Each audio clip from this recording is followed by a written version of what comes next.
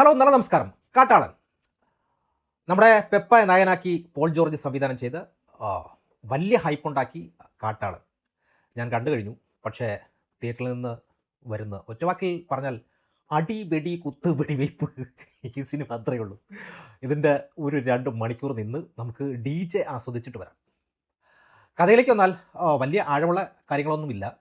മലയാളത്തിലെ ഒരു KGF അല്ലെങ്കിൽ പുഷ്പ ലൈൻ പിടിക്കാൻ നോക്കിയതാണ്. പുഷ്പയിൽ ചന്ദനക്കടത്താണെങ്കിൽ ഇതിൽ നമ്മുടെ പെപ്പയും സംഘവും ആനക്കൊമ്പ് കടത്താൻ ഇറങ്ങുകയാണ്. ആ കടത്ത് അതിനെ ചൊല്ലി ഉണ്ടാകുന്ന ഗാങ്സ്റ്റർ പോരാട്ടമാണ് സിനിമ എന്ന് പറയുന്നത്.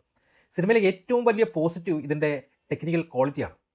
മലയാള സിനിമയിൽ ഇത്രയും വലിയ ക്യാൻവാസിൽ മേക്കിംഗ് ക്വാളിറ്റിയോടുകൂടി ഒരു പടം കൊണ്ടുവന്നതിൽ സംവിധായകന് പ്രൊഡ്യൂസർ ഷെരീഫ് മുഹമ്മദിനെയും സമ്മതിക്കണം. പ്രത്യേകിച്ച് ഇതിലെ ആനകളുടെ സീനുകൾ VFX ആണെന്ന് പറയേയില്ല. അത്രയും പക്ക ക്വാളിറ്റി.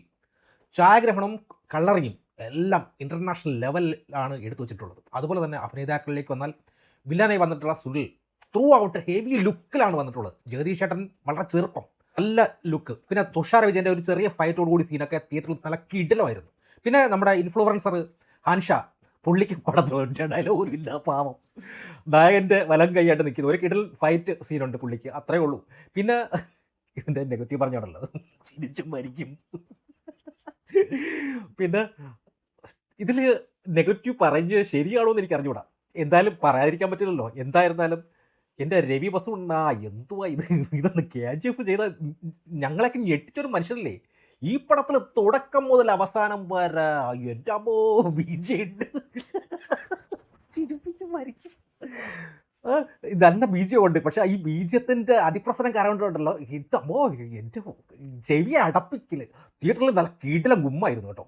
ശരിക്കൊരു DJ ഫീല്. ആരും ഉറങ്ങിപ്പോകത്തില്ല. സിനിമ കണ്ട് തീരുന്നത് വരെയും ആൾക്കാരും ഉറങ്ങത്തില്ല, ഉറപ്പ്. ഇതിൽ ഒരു കഥാപാത്രങ്ങൾ അങ്ങോട്ട് നടക്കുമ്പോൾ ബീജിയം, ഇങ്ങോട്ട് നടക്കുമ്പോൾ ബീജിയം.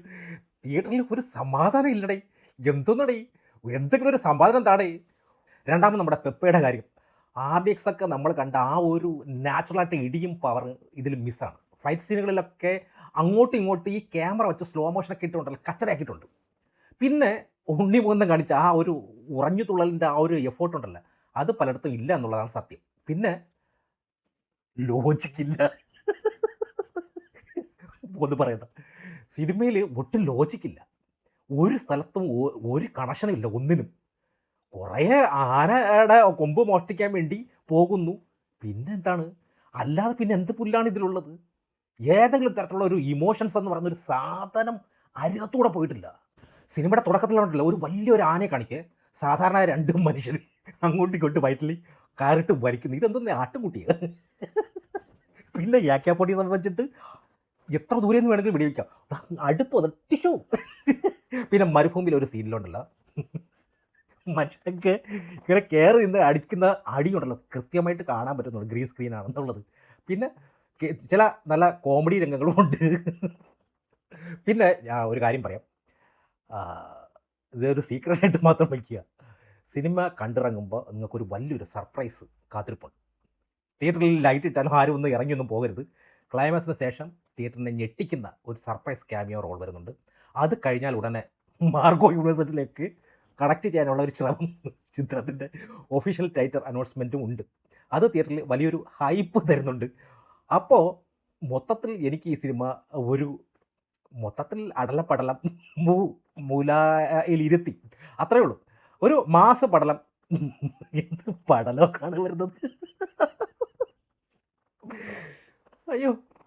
അടലം പടലം അങ്ങനെ ഉള്ളൊരു സിനിമ, ഒരു ആക്ഷൻ സിനിമ കാണാൻ ആഗ്രഹിക്കുന്നവർക്ക് പോയിരുന്ന് കാണാം. പിന്നെ സിനിമ കണ്ടിറങ്ങുമ്പോൾ ഒരു നിർവൃതി, എന്തൊരു സന്തോഷം, ജീവിക്കൊക്കെ ഒരു ആശ്വാസം, പിന്നെ മനസ്സിലൊരു സുഖം. ഇടി കാണാൻ ആഗ്രഹിക്കുന്നവർക്ക് തിയേറ്ററിൽ ധൈര്യമായിട്ട് പോയി കാണാം. ഞാൻ അറിയാതെ ഇൻ്റർവെല്ലിനായപ്പോൾ ഒരു ചെറിയ വീഡിയോ ഇട്ടിട്ടുണ്ട്. ആരും എന്നെ കൊല്ലരുത് പ്ലീസ്. Thank you.